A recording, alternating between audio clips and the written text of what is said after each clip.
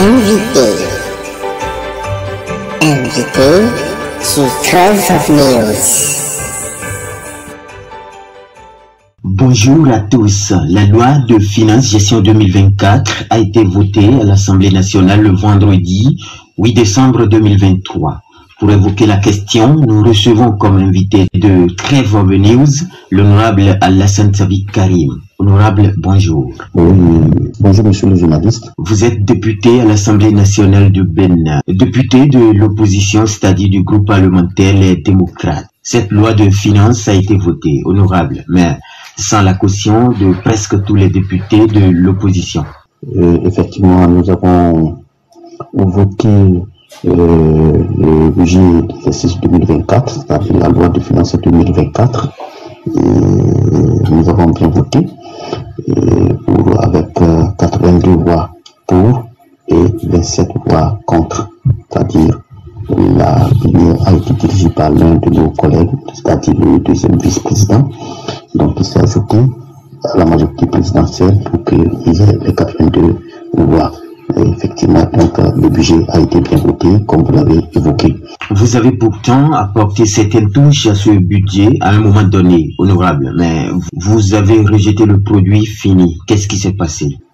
Oui, monsieur le journaliste, effectivement, nous avons le Parti des démocrates a bien participé à la séance de la commission, aux travaux de commission, durant tout le séjour qu'a duré l'étude du budget. Nous avons assisté, nous avons aussi amendé le rapport général. Le rapport d'abord en commission a été effectivement, les travaux ont été effectivement faits avec notre participation. Vous savez, les travaux de commission, c'est un travail technique. Nous avons fait des amendements techniques.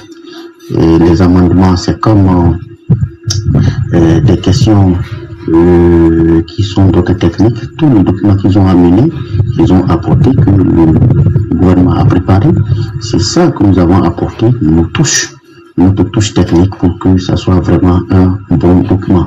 Parce que d'abord, c'est une question de notre droit, une question du droit républicain qui nous amène à travailler comme cela se doit dans la commission. Mais cela ne dit pas que nous sommes porteurs de ce document. Nous ne sommes pas auteurs de ce document. C'est le gouvernement qui porte son document.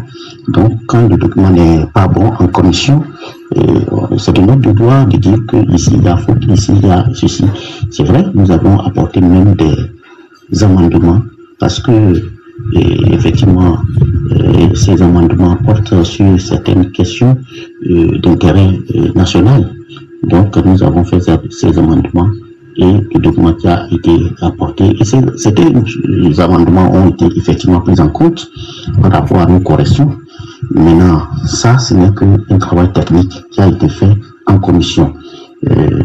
Effectivement, le rapport en plénière, là, le parti a regardé tout ce qui concerne le technique et aussi le politique, parce que là, il s'agit d'une politique qui va gérer maintenant le document.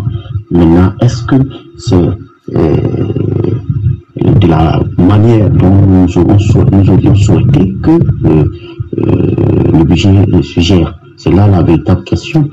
Et aussi, les différents éléments qui ont été montés, les différentes structures du document, les différentes structures du budget, est-ce que nous sommes d'accord avec ça? Et c'est là la véritable question. Et c'est là où nous avons sorti nos priorités. Donc, il faut différencier le travail de commission et le travail de plénière. En commission, ce n'est même pas tous les députés qui sont là, ce n'est pas tous les députés qui ne prennent pas aux travaux en commission. Tout le monde n'est pas obligé d'être là. Celui qui peut, il est là. Celui qui ne peut pas, il peut ne pas être là. Donc, le document ayant apporté au niveau de la plénière, c'est tous les députés qui doivent être là. Donc, même si tu es absent, on doit te comptabiliser ta population, alors qu'en commission, ce n'est pas la même chose.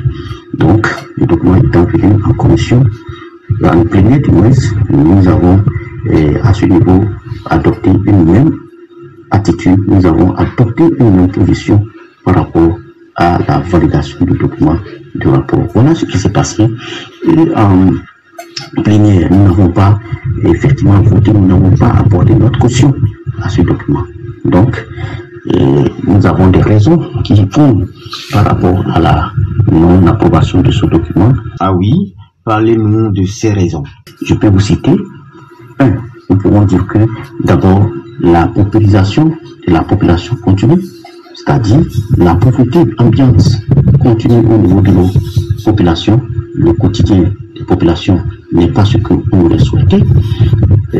À ce niveau, il faut dire que tous les secteurs sont touchés, que ce soit les paysans, que ce soit les fonctionnaires, les enseignants, tout cela, ils sont touchés, ils ne sont pas dans une position ou bien dans les meilleures situations. Alors nous avons dit par rapport à ça, nous ne pouvons pas apporter notre aval. Il faut dire que par rapport à ce point, il n'y a pas il n'y a pas ce secteur-là où les gens se sentent heureux, où les gens se sentent libres, et disons même pour le quotidien, pour le modèle de Béninois, tout le monde ne peut pas trouver les trois repas quotidiens. Alors donc nous avons fait cette analyse, encore que les chiffres qui nous ont présentés, les chiffres macroéconomiques qui nous ont présentés, un accroissement, un taux d'accroissement de 6% qu'on nous a annoncé ne se traduit pas pour la réalité et de la population.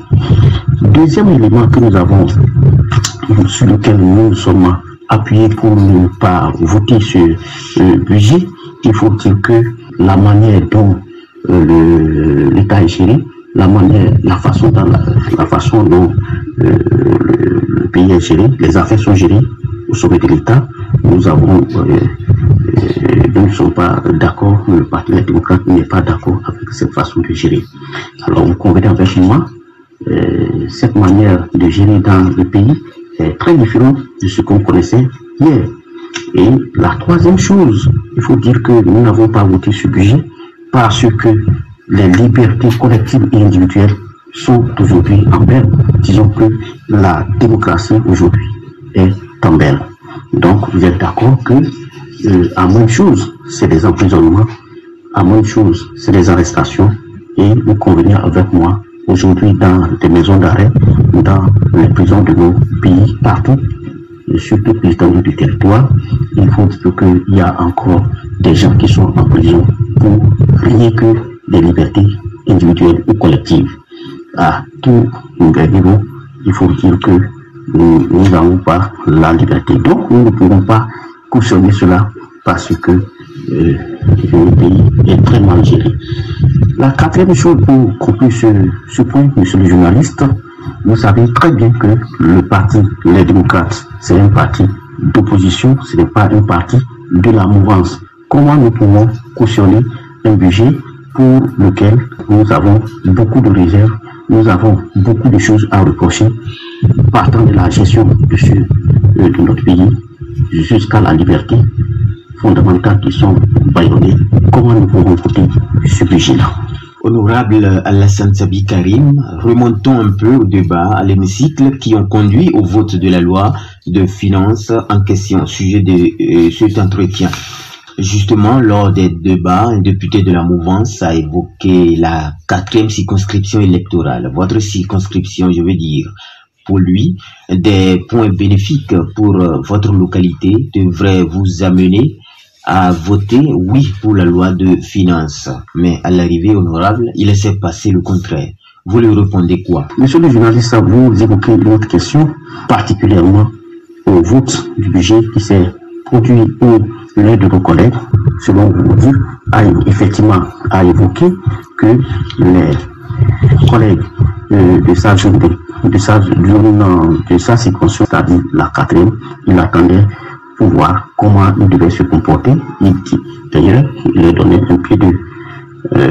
un coup de pied pour dire que de toutes les façons, la façon dont le budget a été monté et que la 4e a été prise en compte, il attendait voir si ses collègues de la 4e vont refuser ou accepter de voter. Et à ce niveau, il faut dire que, monsieur le journaliste, je comprends le collègue qui a évoqué cette question. Je crois à ce niveau, il fait une confusion, une véritable confusion. Nous ne sommes pas un parti de la mouvance, nous sommes un parti de l'opposition. Et à ce niveau, je dis encore qu'une véritable confusion dans sa tête, c'est elle-même une masturbation politico-intellectuelle. Il est en train de faire, il est en train de commettre des confusions. Parce que, à ce niveau, premièrement, je crois que ce n'est pas le premier budget de président Talon depuis son arrivée en 2016. C'est le 8e budget.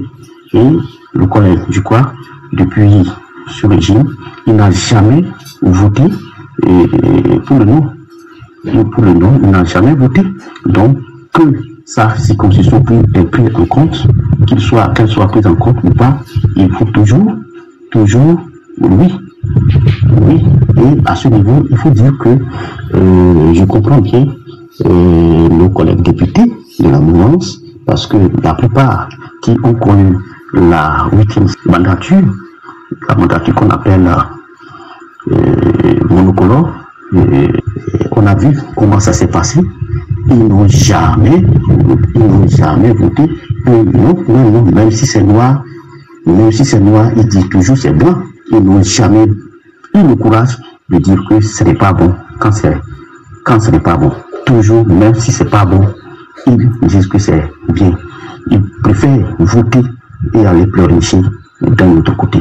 Donc, les démocrates ne sont pas de ce camp-là. Parce que, comme je le disais tantôt, monsieur le journaliste, c'est la 8e fois que le président vient de bénéficier du vote de son budget. Mais nos collègues qui se réclament de cette zone, est-ce que les 7 fois qu'ils ont voté, et que la zone n'est pas trouvé son compte, ils ont voté non? Ah non, ils sont dans cette logique. Ils sont dans leur logique de toujours voter oui, même quand c'est mauvais. De voter oui, même quand ce n'est pas du tout à leur faveur. Donc, moi je pense que ce budget reflète ce qui se fait toujours. Toutes les fois que le budget a été confectionné, toutes les régions du pays, d'une manière ou d'une autre, leur compte, même si ce n'est pas dans les mêmes proportions, et toujours les députés, ces députés du moins, ont toujours voté, même quand ils n'ont pas trouvé leur compte. Nous, ce n'est pas ça que nous regardons. Nous regardons la manière de faire, la manière de gérer. Est-ce que c'est bien pour tout le pays? Si ce n'est pas bien pour le pays, nous on donne un signal fort pour dire que la façon dont vous voulez faire, ça ne nous arrive pas. Même si, nous-mêmes, ça ne concerne pas. Parce que qu'on vote ou pas, ce qu'il faut retenir, monsieur le journaliste, qu'on vote ou pas, en tout cas nous les démocrates, on sait que le budget va être exécuté. Même les 109 n'ont pas voté. 1er janvier, il y aura un budget.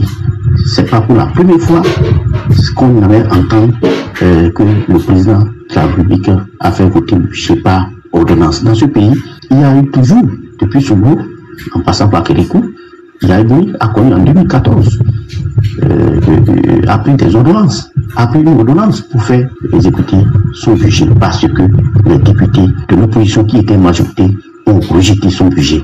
Donc, même si nous n'avons pas voté en tant que démocrate de la 4e, le budget serait voté par les 82 ou ceux qui voulaient que la nouvelle gestion continue. Ils allaient voter et notre zone devait connaître son essor qu'elle devait connaître.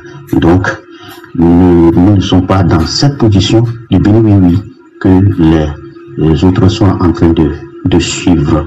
Encore que la zone dont il s'agit, ce n'est que justice.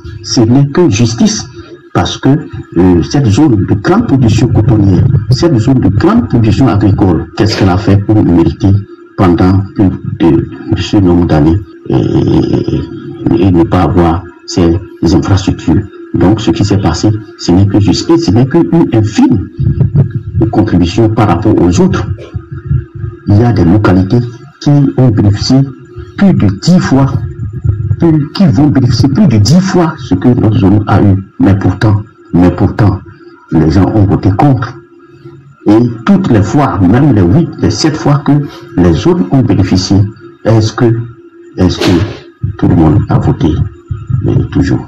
Donc voilà, je crois que celui qui a évoqué cette question, il s'est trompé, il veut tromper la population, il veut tromper les militants, il se trompe lui-même. Depuis que Talon est là, combien de fois il a voté? Non. Donc je crois que c'est une façon de tromper les gens. Et s'il le dit même sur le terrain, je crois que ça ne va pas être compris dans le bon sens par qui devait bien comprendre. Et je crois, même s'il y avait à répéter, nous allons répéter. S'il y avait à reprendre, on reprendrait. Un mot alors pour conclure cet entretien honorable. Il faut dire qu'un parti d'opposition n'est pas là pour caresser une partie de la mouvance. Et qu'est-ce que le budget? Le budget n'est qu'une expression chiffrée de la politique de celui qui est au pouvoir. Celui qui est à l'opposition cherche à avoir le pouvoir. Celui qui tient son pouvoir veut garder son pouvoir. Et je suis étonné, depuis que le budget a été voté, que nos collègues mouvanciers s'étonnent du fait que nous n'avons pas apporté une caution positive à ce budget-là. Chacun n'a qu'à garder son sang-froid, donc il n'a pas à polémiquer. Merci à vous. C'était l'honorable Alassane Sabi Karim, député à l'Assemblée nationale, 9e législature. Il est membre du groupe parlementaire Les Démocrates. Il évoquait au cours de cet entretien le vote de la loi de finances gestion 2024. Merci de nous avoir écoutés. À bientôt. Invité sur Trove of News.